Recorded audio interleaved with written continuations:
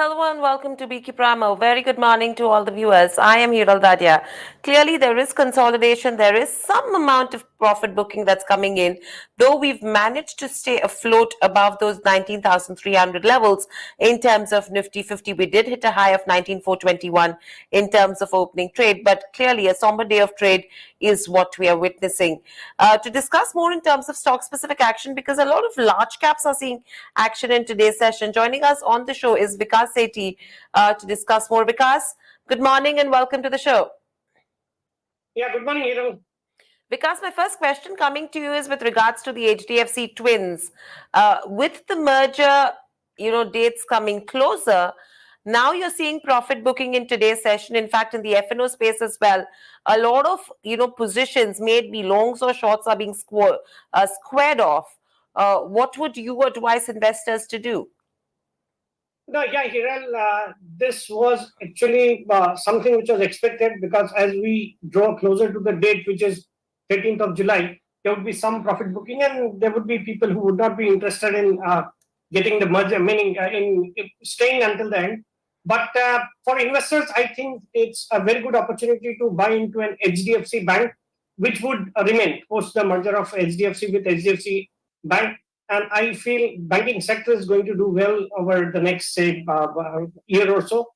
I remain extremely bullish on the banking sector as a whole because of the kind of updates which we've been receiving from these banks. A number of small-sized banks have come out with their updates for this quarter today. I think the stock looks promising, even from the current levels, despite the fact that it's gone up over the last few days. But my advice to investors would be to just stay put, hold on to HDFC Bank and enjoy the gains which it would give over the next, say, 9 to 12 months. Right, so that's with regards to the HDFC Twins. Moving on, from the two-wheeler space, Hero Motor is seeing some smart moves. Eicher is trading under pressure. You have Bajaj Auto that will be unleashing the price with regards to the new Triumph as well. How are you reading the situation, and what would you advise investors to do specifically with the Eicher Motors? Because there is a threat with regards to loss of market share goes in the luxury premium segment. Yeah, correct. Today, when we're talking about these companies, Hero has tied up with Harley Davidson, and they're coming out with a new bike in tie-up with Harley Davidson, and which would certainly create stiff competition for Royal Enfield, which is manufactured by Eicher Motors. And I think the impact of that is being seen on the stock price of both the companies. We're seeing Hero Motors doing well, and there's some selling pressure on Eicher Motors. But I remain bullish on the segment. I think as far as Eicher Motors is concerned, this could fall some more, but then any substantial fall of around, say, 5 to 10% from here would certainly present a very good opportunity for medium to long-term investors to accumulate the stock. And I remain positive on both Hero Motor and Bajaj Auto. I really like the two-wheeler space, particularly because as we transition from a $3 trillion economy to $5 trillion economy, I think the per capita income of our middle class would certainly go up, and that would lead to a pretty good prospect for two-wheeler companies. And most of them have seriously forayed into electric vehicle segment also.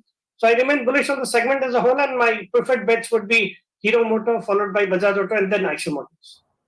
Right, so that's with regards to the two-wheeler space. Moving on, Suzlon, a stock which has seen almost a 60% up move in the last 1 month. They are looking at a fundraise as well. How are you looking at a Suzlon? Because they have been one of the market leaders in the segment that they operate in.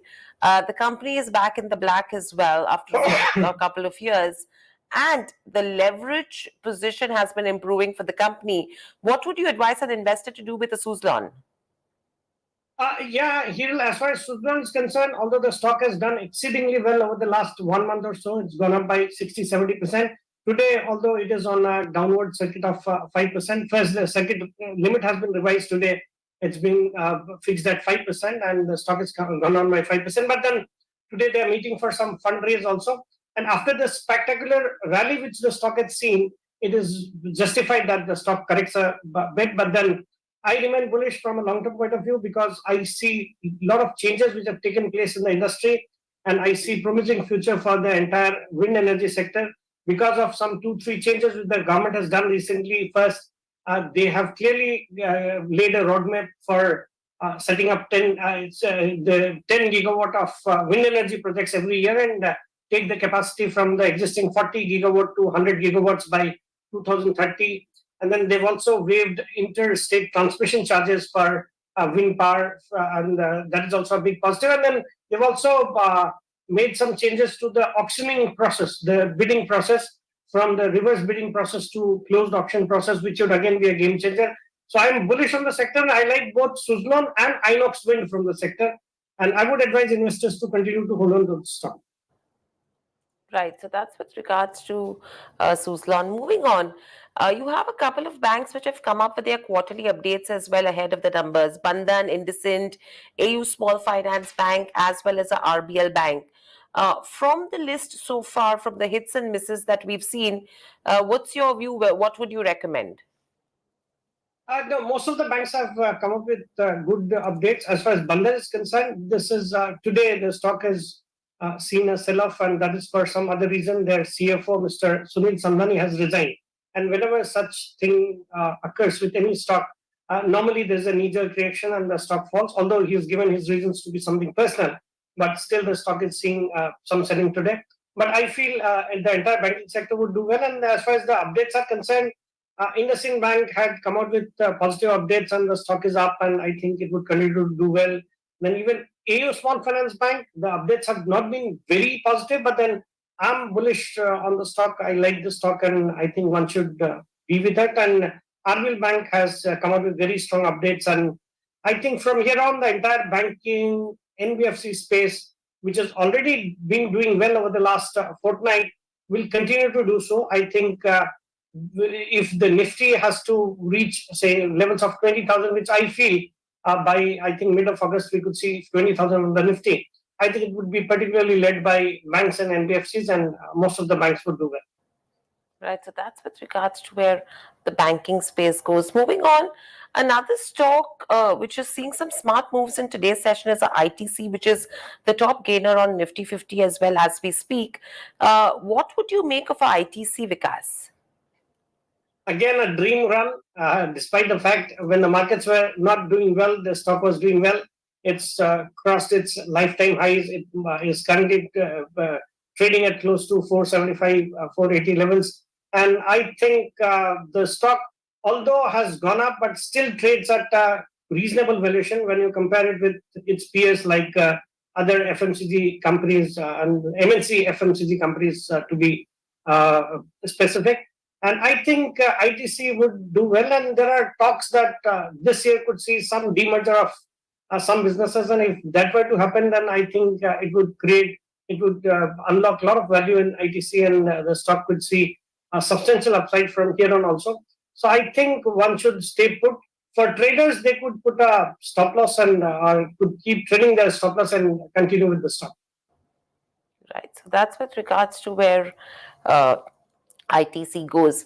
Vikas, any other names that come to your radar that one should be watching out for, which could be newsmakers of the day?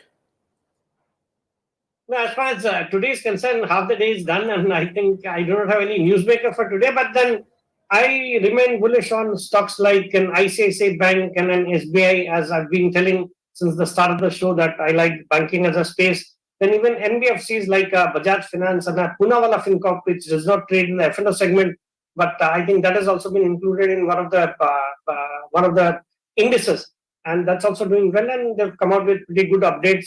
So these are the kind of stocks, and there are some mid-cap ideas. If you want, I can give you some mid-cap ideas from the cash segment, which one could look at from a long-term investment point of view.